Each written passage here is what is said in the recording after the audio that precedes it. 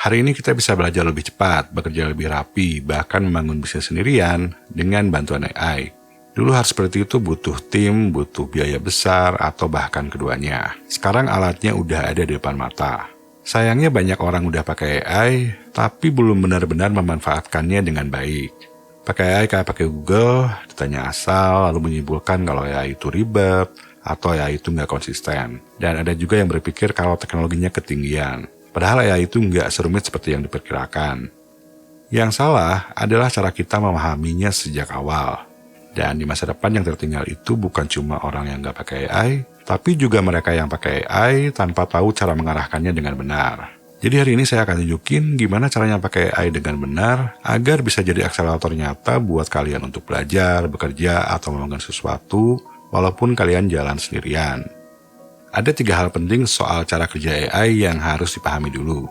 Begitu kalian mengerti 3 hal ini, kalian akan tahu gimana seharusnya cara memperlakukan AI. Hal pertama yang harus diketahui, AI itu adalah mesin probabilitas. AI bukan ensiklopedia dan juga bukan mesin pencari. Walaupun udah punya fitur pencarian, tapi AI itu nggak bekerja seperti Google. AI bekerja dengan menebak kata selanjutnya yang paling mungkin berdasarkan data-data yang ia pelajari. Kalau kita tanya kucing makannya apa, AI akan menebak makanan kucing, dan dia juga menjawab beberapa makanan kucing yang umum. Karena secara statistik, kata-kata ini yang paling sering muncul setelahnya. Tapi kalau cuma nanya gini, mending ke Google aja, yang sekarang juga udah dilengkapi dengan AI. Dan karena AI hanya menebak, maka AI bisa salah dan berhalusinasi, terutama saat data yang dimilikinya belum lengkap. Dan kalau AI lagi halu, dia akan tetap kasih jawaban yang terdengar percaya diri, walaupun jawabannya itu salah. Nah, jadi verifikasi itu penting, terutama untuk data, angka, dan fakta spesifik. Jangan percaya buta dengan AI. Kedua, AI punya memori terbatas dalam satu percakapan, dan ini disebut context window. Kalian mungkin pernah ngalamin udah kasih konteks yang jelas dan detail, tapi setelah percakapan semakin panjang, si AI itu mulai lupa dengan konteks di awal yang kalian berikan. Jawabannya tuh mulai ngelantur, mulai kemana aja. Itu tandanya kalau konteks window si AI itu udah penuh, dan kita harus mulai chat yang baru lagi. Cuma yang bikin males, kita harus ngulang lagi ngasih konteks ke si AI di chat yang baru. Jadinya kerasa seperti buang waktu, tapi nanti akan saya jelasin solusinya supaya kita nggak harus ngasih konteks terus berulang-ulang. Untuk yang ketiga, secara fungsionalitas saat ini terdapat 2 jenis AI, yaitu generatif dan prediktif. AI kayak ChatGPT, Claude, Midjourney, Veo, dan umum yang beredar sekarang itu generatif. Fungsinya menghasilkan konten baru berdasarkan input yang kita berikan, outputnya bisa teks, visual, atau audio. Nah, terus ada predictive AI. Ini adalah AI yang keahliannya khusus untuk menganalisa data dan pola, lalu memberikan rekomendasi atau melakukan prediksi. Contohnya AI sistem rekomendasi YouTube, ini adalah predictive AI, berfungsi untuk menebak tontonan apa yang bakal disukai oleh penonton. Yang penting, kita harus tahu kapan harus pakai yang mana. Kalau perlu mencari informasi umum seperti link website, sinopsis, resep masak, atau berita terkini, gunakan mesin pencari seperti Google. Kecuali kalau kalian butuh riset mendalam, kalian bisa gunakan AI seperti Perplexity yang memang dirancang sebagai research assistant. Nah, tapi begitu kita ingin membuat atau menghasilkan sesuatu seperti konten, rencana, strategi, atau programming code, baru gunakan generative AI seperti ChatGPT, Claude, atau Banana, atau mungkin Veo. Terus kita juga bisa memakai generative AI berjenis LLM sebagai partner belajar atau untuk berdiskusi. GPT, Claude, atau Gemini pun juga bisa membantu saat kita harus menganalisis data-data sederhana. Tapi kalau urusannya udah masuk ke pola, tren, atau prediksi dari data, baru gunakan predictive AI, yang biasanya dipakai di sistem, tools, atau model khusus. Nah, pertanyaannya sekarang, kalau AI itu probabilitas, punya memori terbatas, gimana cara kerjasama yang efektif dengan AI? Kalian mungkin udah pernah dengar kata prompt engineering, tapi yang sebetulnya kalian butuhin itu bukan prompt engineering, melainkan prompt thinking. Nah, prompt thinking ini adalah cara berkomunikasi yang efektif dengan AI agar bisa mendapatkan hasil yang sesuai dengan yang kalian inginkan. Jadi sebetulnya bukan soal teknologinya, bukan soal mengerti teknisnya, tapi lebih kepada komunikasi. Pada kenyataannya, banyak orang yang kesulitan dalam mengartikulasikan pikiran mereka sendiri, bahkan kebanyakan dari mereka tidak menyadari hal itu. Orang seringkali merasa sudah berkomunikasi dengan jelas, padahal sebetulnya belum. Jadi dengan belajar prompt thinking, kalian nggak cuma belajar komunikasi yang efektif dengan AI, tapi juga latihan untuk berkomunikasi lebih baik dengan manusia. Oke, kita akan mulai dengan prompt thinking yang dasar dulu, nanti baru kita melangkah ke yang lebih advance. Nah, untuk berkomunikasi secara efektif dengan AI, kita bisa pakai kerangka 3C. C yang pertama adalah clarity. Perintah yang kita berikan kepada AI itu harus spesifik, lugas, dan jelas. Jelas di sini artinya konkret, bukan abstrak. Harus eksplisit, bukan asumsi. Dan akan lebih baik kalau kita fokus pada proses, bukan pada hasil. Contohnya kalau ngetik prompt seperti, jelaskan cara saya agar bisa menjadi kaya dan sukses, ini adalah prompt yang sangat buruk. Kalau bicara soal kaya, ukuran kaya itu sebetulnya segimana sih?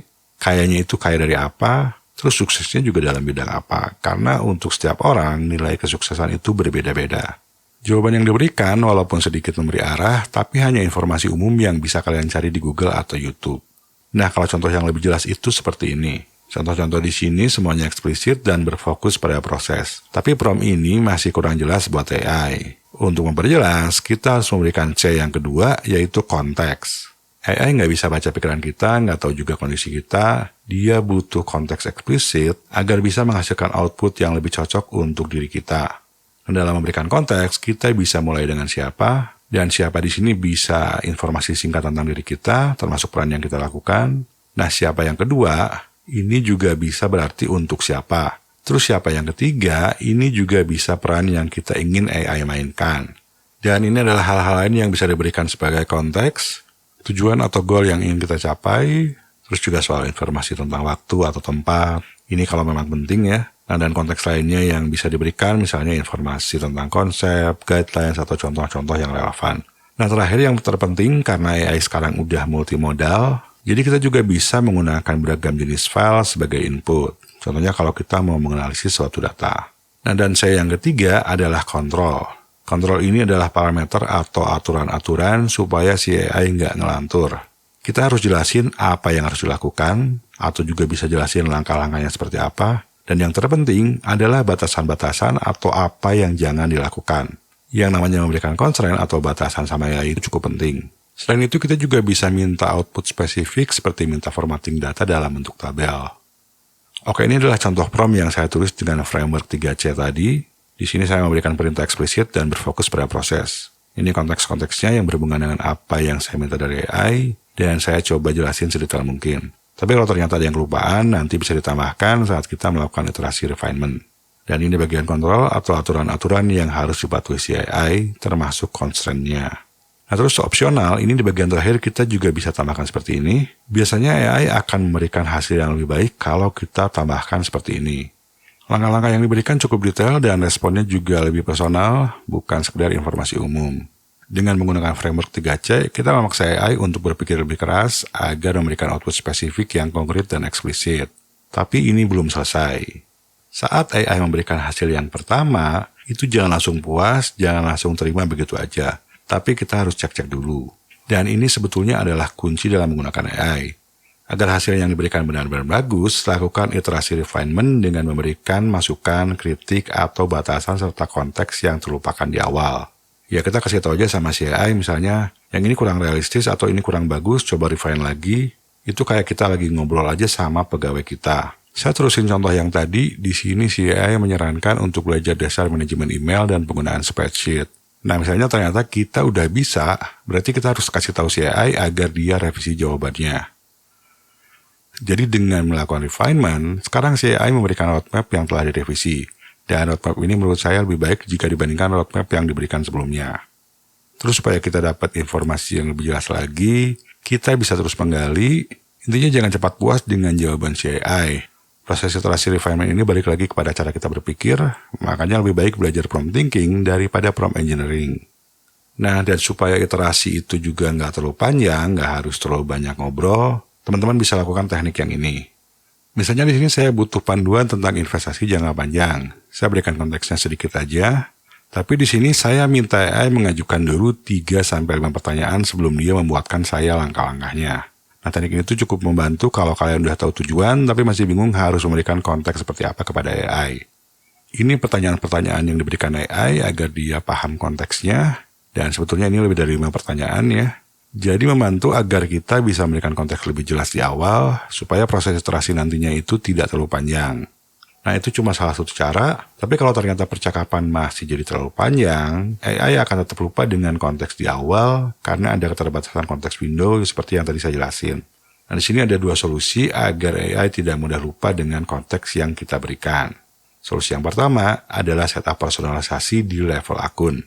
Kalau kita masuk ke setting di ChatGPT, lalu pilih personalization, nah di sini ada settingan-settingan untuk personalisasi di level akun. Kita jelaskan tentang pekerjaan dan peran diri kita, ini secara singkat aja. Jadi nanti nggak harus ngulang-ngulang jelasin lagi. Lalu di sini kita tambahkan konteks umum tentang diri kita, nggak harus terlalu detail ya, cukup yang umum aja. Ini bisa termasuk tujuan, nilai-nilai yang kita percayai, dan apa yang menjadi ketertarikan kita. Nah, terus kalau kita balik ke atas, di sini kita bisa set style dan karakteristik si AI dalam memberikan respon kepada kita. Nanti kalian bisa otak-atik sendiri, sesuaikan aja dengan preferensi kalian, inginnya seperti apa.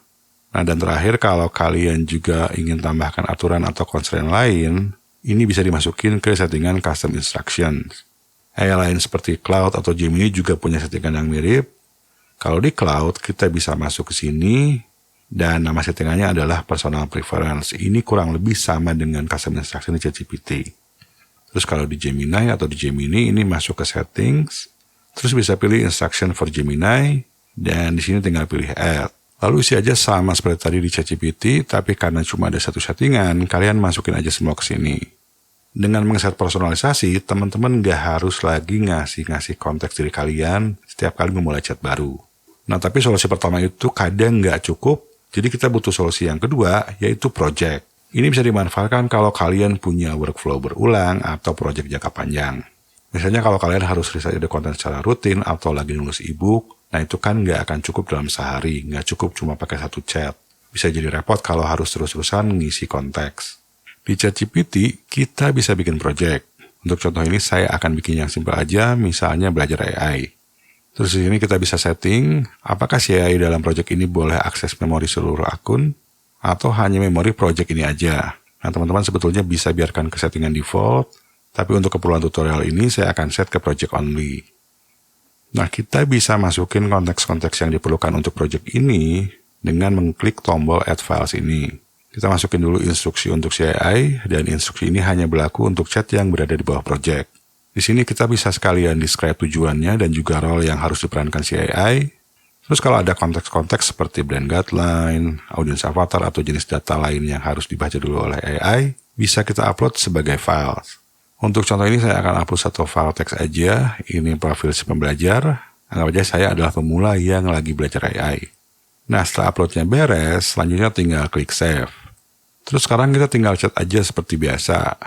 Nah, di sini kita tinggal tulis prompt aja yang cukup jelas instruksinya, nggak perlu panjang-panjang, karena konteks intinya udah tadi diupload ya. Nah, AI-nya membaca dulu konteks project ini saat memikirkan jawabannya. Dan karena di profil tadi saya bilang kalau saya adalah pemula yang non-teknis, si AI jadi menjelaskan dengan cara sederhana tanpa jargon-jargon teknis. Cuma konteks window juga tetap berlaku di sini, jadi kalau chat ini udah kepanjangan, kita bisa balik lagi ke halaman project, terus bikin chat baru. Cuma enaknya kita nggak harus masukin lagi konteks-konteks utamanya, di sini tinggal ketik aja instruksi yang jelas secara to the point. Nah, dan hasilnya, si AI tetap ngikutin arahan yang saya berikan tadi di settingan project. Dia jelasin dengan bahasa yang non-teknis dan mudah dimengerti. Sama seperti ChatGPT, Claude juga punya fitur project. Tampilannya memang nggak persis, tapi prinsip penggunaannya kurang lebih sama. Terus kalau kalian pakai Perplexity, di sini namanya bukan project, tapi space. Tinggal buat aja space baru. Dan kalau di Perplexity ini, kita bisa ngeset AI modelnya. Karena sebetulnya Perplexity ini nggak punya AI model sendiri, tapi manggil AI model milik pihak ketiga seperti GPT, Claude, atau Gemini. Nah, sedangkan untuk Gemini itu sendiri, di sini belum ada fitur projects, tapi kita diberikan dua alternatif. Yang pertama adalah Gems. Kita bisa masuk ke sini, dan kalau kita scroll ke bawah, terus kita bikin new Gems, settingan yang ada di sini mirip dengan project yang ada di ChatGPT. Solusi kedua yang lebih baik adalah Notebook LM. Dan si Notebook LM ini bisa baca dokumen-dokumen yang lebih panjang dengan lebih baik, termasuk video YouTube. Tapi Notebook LM ini adalah topik pembahasan di lain waktu. Sejauh ini kita udah bicara tentang prompt thinking, multimodal, personalisasi, dan project. Tapi sebetulnya ada satu level lagi, yaitu AI Agent. Dan AI Agent ini adalah karyawan virtual yang bisa kita kasih tanggung jawab. Nah, kalau untuk agent, ini bukan soal diskusi, tapi bisa digunakan kalau ada pekerjaan yang ingin kita delegasikan kepada AI. Penggunaan AI agent ini hanya berguna kalau kalian punya pekerjaan repetitif yang sering dilakukan, dan kalian udah tahu langkah-langkahnya gimana, serta hasilnya harus seperti apa. Intinya SOP-nya itu udah jelas. Instruksi dan konteksnya serta langkah-langkah dan output yang diharapkan bisa kita tulis sebagai prompt. Pada prinsipnya, prompt untuk agent itu tetap ditulis pakai kerangka 3C, hanya tujuan dan perannya aja yang beda, karena ini benar-benar untuk pengerjaan suatu tugas yang repetitif. Terus prompt agent ini bisa kita jalanin manual di ChatGPT, Cloud atau lainnya, tapi akan lebih efisien jika dijalankan dengan automation tool kayak Make.com atau Nathan. Di sini kalian nggak perlu nyuruh-nyuruh lagi setiap saat, tinggal set trigger dan jadwal pengerjaannya. Setelah itu kalian tinggal terima beres, ya paling udah gitu kalian tinggal cek-cek aja. Dan keuntungan lain pakai automation tool itu kita bisa mengintegrasikan AI dengan banyak tools lain melalui API.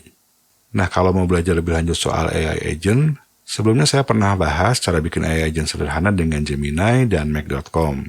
Nah, kalian bisa langsung aja tonton video yang ini.